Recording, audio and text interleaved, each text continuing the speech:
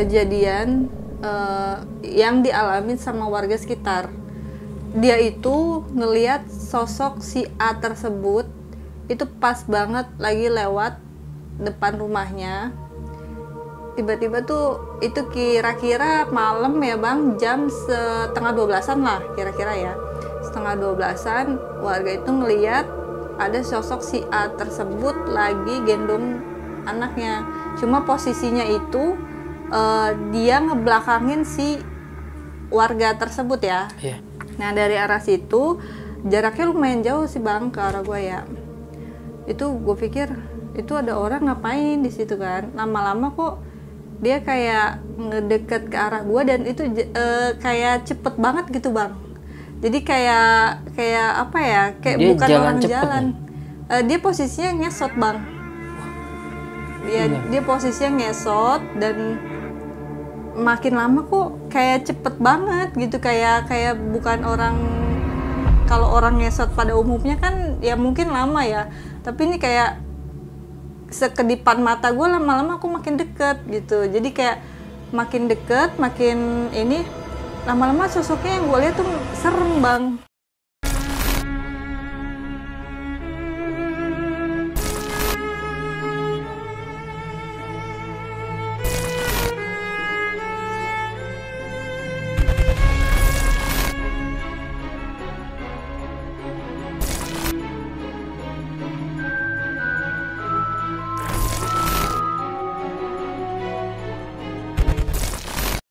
Assalamualaikum warahmatullahi wabarakatuh. Balik lagi di Dimensi Mistik bareng gue Aris. Tapi lagi-lagi seperti biasa, sebelum gue lanjut ke videonya, di sini gue mau ngucapin terima kasih banyak buat kalian semua pastinya yang udah support Dimensi Mistik sampai saat ini, yang udah subscribe, like, komen, dan share setiap video terbaru dari Dimensi Mistik. Semoga kebaikan kalian semua pastinya dibalas berlipat ganda oleh Allah Subhanahu wa Ta'ala. Di video kali ini lagi-lagi seperti biasa, gue ada kehadiran seorang narasumber yang memiliki pengalaman mistis di daerah kampungnya nih, di Kuningan, Jawa Barat. Jadi di kampung narasumber gue ini geger nih, terjadi teror dari salah seorang warga almarhumah yang inisialnya A ini meninggal dengan cara mengenaskan sampai meneror warga sekitar. Bahkan narasumber gue sendiri pun mengalami kejadian yang menyeramkan dari sosok si A ini. Lebih jelasnya atau lengkapnya seperti apa, nanti langsung aja kita dengerin ceritanya dari narasumber gue. Jadi langsung aja kita sapa atau kenalan sama narasumbernya. Halo, assalamualaikum Kak Adila. Waalaikumsalam bang. Terima kasih banyak Kak Adila udah menyempatkan waktunya buat datang ke Dimensi Mistik, berbagi pengalaman horornya Kak ya.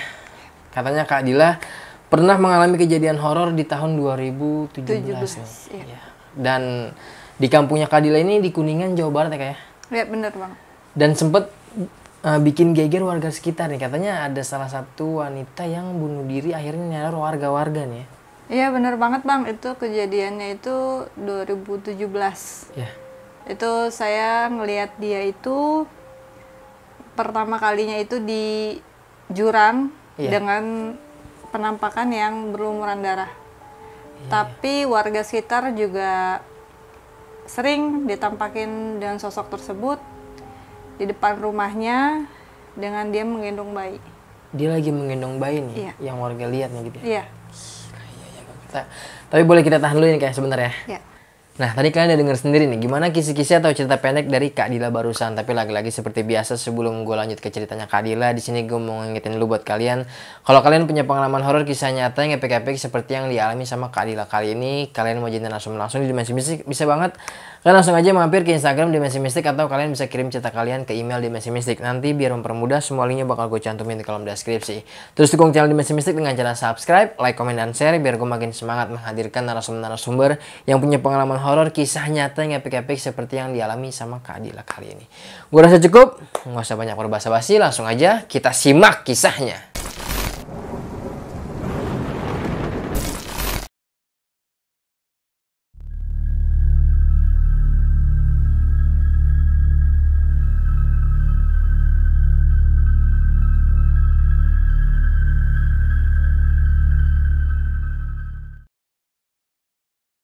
Ya, Kak Dila boleh dimulai nih, gimana awal ceritanya? Jadi dia itu tetangga gue di kampung bang. Ya. Sebut aja si A ya. Jadi si A ini Dia ini sebenarnya ibu rumah tangga di kampung. Ya namanya tinggal di perkampungan gitu kan, dengan apa namanya, mungkin dia ada sedikit cekcok dengan suaminya gitu kan.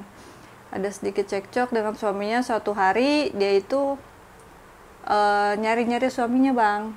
Iya. Dia tuh nyari-nyari suaminya karena mungkin habis berantem sama suaminya, dia cari-cari suaminya, dan dia tuh minta diantar sama adiknya nyokap. Iya. Minta diantar sama adiknya nyokap, bilang, Yum tolong anterin saya yuk, mau cari si AA, katanya gitu. Terus akhirnya diantar lah sama adiknya ibu tuh, dia nyari suaminya. Tiba-tiba itu tuh dia ngelihat suaminya itu lagi selingkuh sama perempuan, ya orang ketiga gitu ya, sama perempuan lain. Posisinya dia itu sedang hamil, usia kandungan 6 bulan. Oh, kalau boleh tahu nih si A ini kisaran umurnya berapa nih, Kak Dila? Dia kira-kira umurnya 29 tahunan kan ya. Iya. Dia akhirnya ngelihat suaminya sedang selingkuh gitu kan. Akhirnya dia frustasi lah, namanya dia juga lagi mengandung gitu kan. Dia kesel, dia frustasi, hilang akal sehatnya dia. Akhirnya dia minum racun. Oh, dia mengakhiri dengan minum racun ya? Iya, dia mengakhiri hidupnya dengan bunuh diri, minum racun, sampai akhirnya dia sama anaknya itu nggak tertolong, nggak selamat gitu. Dan di situ itu saat dia akhirnya nggak tertolong, dia dinyatakan udah meninggal sama janinnya. Itu bekas darahnya dia sehabis bunuh diri itu pasti kan namanya keguguran gitu ya, jadi berlumur dengan darah. Itu darahnya itu dicuci di jurang, dan di jurang itu tuh tepat banget di mana gue tuh pertama kalinya lihat dia. Iya. Nah, di jurang itu. Dan di awal-awal dia meninggal, itu warga juga banyak banget diteror dengan penampakan sosoknya dia. Yang pertama itu saat di acara tahlilannya, pas persis sehabis dia meninggal, itu warga yang lagi bantuin dia untuk nyiapin tahlilan diganggu juga. Jadi makanan yang udah disiapin, ada beberapa makanan tuh yang tiba-tiba hilang. Wah.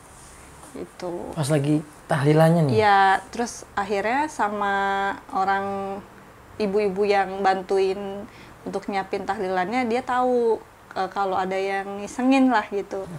Terus akhirnya dia bilang, Neng, ibu teh tahu kamu di sini, katanya. Tolong jangan diganggu, ini kan untuk acara kamu, untuk ndoain kamu, katanya. Nggak selang beberapa lama, itu ada lagi. Muncul lagi deh makanan itu ada lagi di situ. Balik lagi.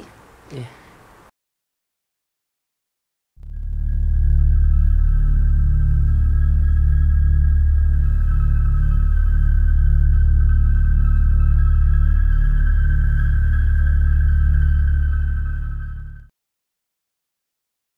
Pas malam, satu hari setelah dia meninggal, itu tuh adenya nyokap yang nganterin dia waktu pas nyariin suaminya, itu dapat gangguan juga. Gangguannya itu karena adenya nyokap itu tinggal sendiri di kampung, dia itu dapat gangguannya itu, jadi kayak si sosok ini ada di belakang jendela kamarnya.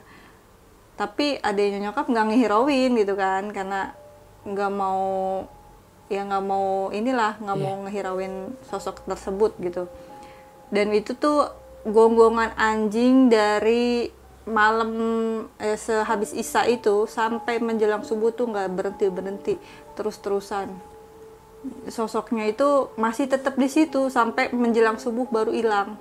Sosoknya diem aja nih di jendela itu tuh? Iya, mungkin seperti kayak dia mau menyampaikan sesuatu sama adenya nyokap, karena kan yang terakhir kalinya sama dia gitu, yang nemenin dia itu ya adenya nyokap gitu.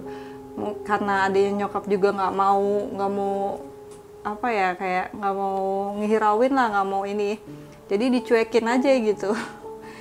Dan gonggongan anjing itu dan si makhluk itu pun pergi saat mau menjelang subuh, baru berhenti gitu. Iya, jadi si sosok ini diem aja nih gitu ya? Enggak. Iya, kayak menatap ke arah kamar tempat tidurnya adanya nyokap itu gitu. Kayak diem aja gitu, kayak ngeliatin, kayak pengen ngomong sebenarnya, cuman kan karena nggak dihirauin lah sama adanya nyokap, jadi ya udah dia nungguin sampai bener-bener mau menjelang subuh dia baru bisa pergi. Gokil, iya. Gitu. Dan itu malam pertama sehabis dia bunuh diri itu. Iya. Terus keesokan harinya juga warga lewat depan rumahnya dia, itu ngelihat sosok dia dengan duduk di depan rumah sambil gendong bayinya. Itu bukan satu atau dua orang, tapi banyak banget warga sih yang ngelihat penampakannya dia dengan dia menggendong bayi. Dengan menggendong bayinya, entah itu di rumahnya atau di daerah-daerah dekat rumahnya. Terus sama di dekat yang tempat dia bekas darahnya itu dicuci, dekat di jurang situ. Itu di air gitu ya. Ada lagi kejadiannya itu ada tukang jualan lewat persis banget di depan rumahnya dia, dan itu tuh si tukang jualan ini tiba-tiba gerobaknya tuh berhenti depan rumahnya. Nah, kayak ada gangguan yang bener-bener di luar nalar lah, tiba-tiba gerobak itu berhenti, kayak ada yang nahan gitu. Dan si tukang jualan ini ngelihat ada dia di depan rumahnya itu. Ada sosok si Ain ini? Iya. Jadi kayak gimana ya, kayak dia mau ngasih tahu kalau dia tuh ada gitu di sini. Gitu. Jadi beberapa kejadian juga bukan cuma si warga situ, tapi juga ada orang yang lewat pun yang melintas gitu ya. Iya. Ada aja gangguannya dari dia gitu. Kayak dia tuh pengen nunjukin kalau dia tuh ada di sini gitu. Iya.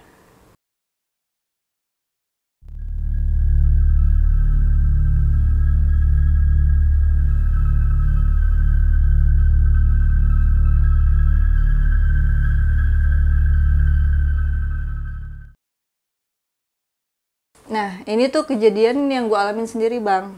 Kejadian yang gue alamin sendiri itu, dan ini tuh kejadiannya itu siang bolong, pulang gue dari ziarah, gue mampir ke tempat adanya nyokap untuk singgah lah sebentar gitu kan.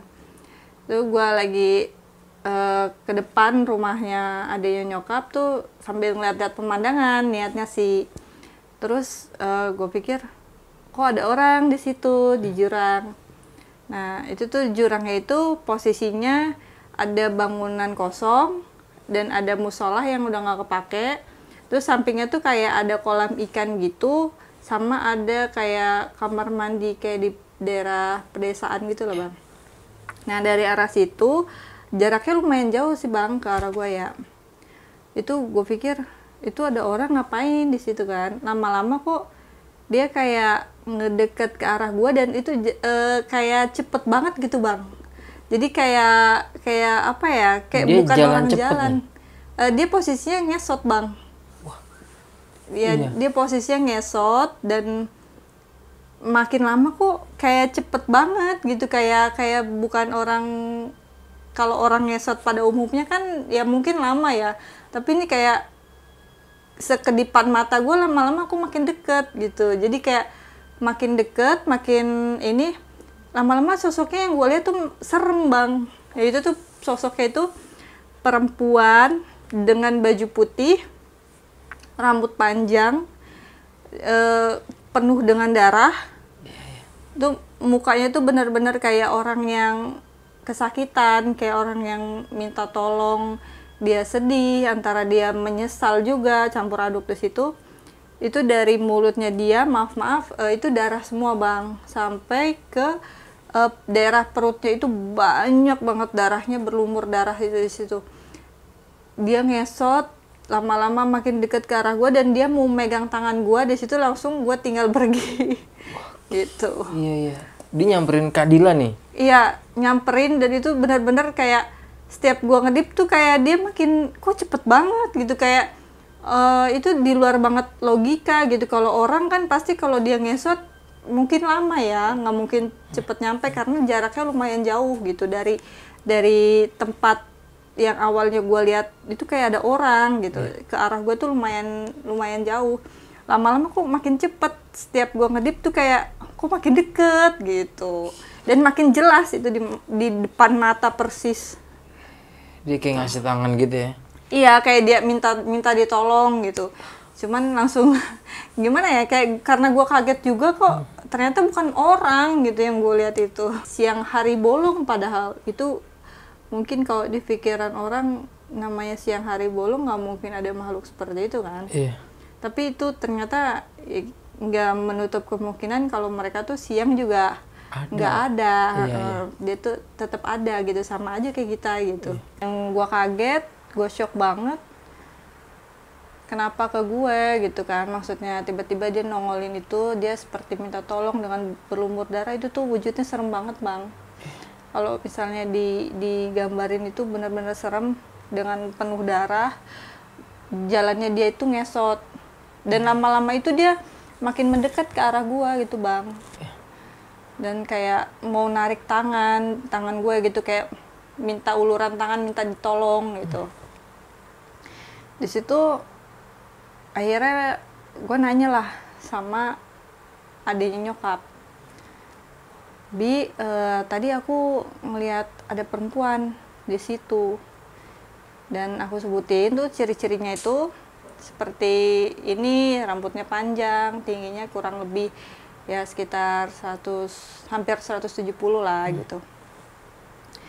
Tuh parasnya sih cantik, lumayan cantik, cuman karena namanya sudah berlumur darah dan segala macem, pucat tapi berlumur darah kan serem juga gitu. Iya, ini wajah-wajahnya semua berlumur darah nih atau gimana?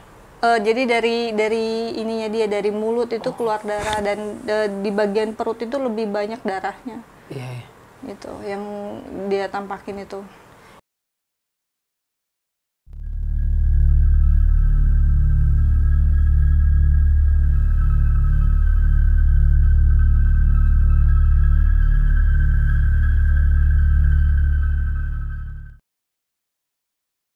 Terus malam selanjutnya lagi itu bang, ada kejadian lagi.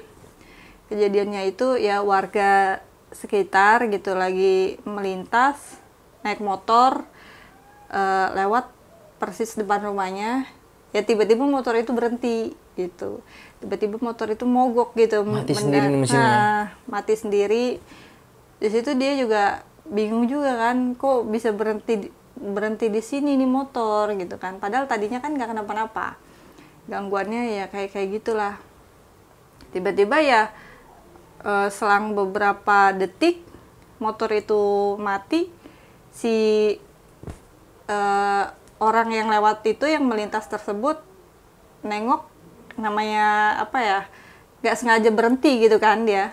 Akhirnya dia nengok ke arah sebelah kiri, tiba-tiba ada sosok itu, ada sosok dia gitu, sedang duduk di persis depan rumahnya sambil ngadep ke si orang itu, ngelihat ke arah dia gitu. Gitu. Itu beberapa kejadian sampai itu kurang lebih 1 tahun setelah dia meninggal bang. Dia neror warga sekitar nih? Iya, neror warga sekitar, neror kayak misalnya orang yang pedagang lewat, atau ada orang yang lewat melintas nggak sengaja depan rumahnya gitu. Nah ini ada lagi bang kejadian yang dialami sama warga sekitar. Dia itu ngelihat sosok si A tersebut itu pas banget lagi lewat depan rumahnya. Tiba-tiba tuh itu kira-kira malam ya bang, jam 11:30 lah kira-kira ya. 11:30 warga itu ngelihat ada sosok si A tersebut lagi gendong anaknya. Cuma posisinya itu dia ngebelakangin si warga tersebut ya, Iya. orang yang melintas itu. Dia ngebelakangin dan tiba-tiba pas si warga itu persis di depan rumahnya, itu dia kayak nengok tapi kayak nggak balik badan semua gitu, kayak begini aja gitu. Itu kayak cuman hanya sekedar ngasih tahu aja gitu. Tadinya awalnya dibelakangin si orang tersebut gitu. Tiba-tiba noleh nih gitu. Noleh gitu, dan langsung dong si warga itu karena dia takut, dia ini juga gitu kan, akhirnya dia kabur langsung, bener-bener kocar-kacir tuh. Karena kaget, takut, campur aduk lah. Karena di situ posisinya malam, tengah malam. Itu si warga itu, namanya zaman dulu kan kalau misalnya ini kayak ada pemuda-pemuda suka pada nongkrong gitu kan.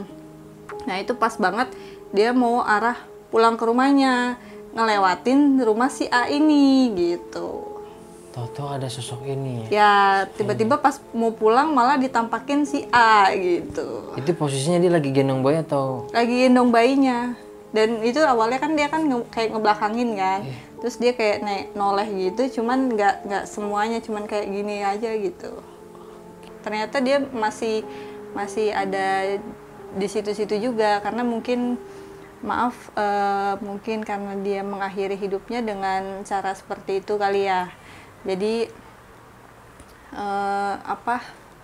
dia masih tertahan gitu antara dunia atau akhirat. Itu sih kejadiannya yang bikin ininya lagi tuh, yang bikin paling terbayang banget gitu ya sama gue sendiri.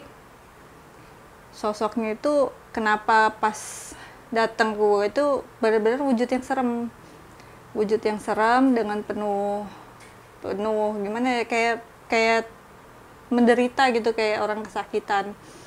Dan yang ditampakin ke warga sekitar itu, kalau yang warga sekitar lihat, mukanya itu cuman ya pucet pasi, ya kakinya melayang begitu, dengan menggendong anak, dan anaknya itu kayak bentuk pocongan aja gitu. Bukannya kelihatan wujud anaknya, cuman pocongan.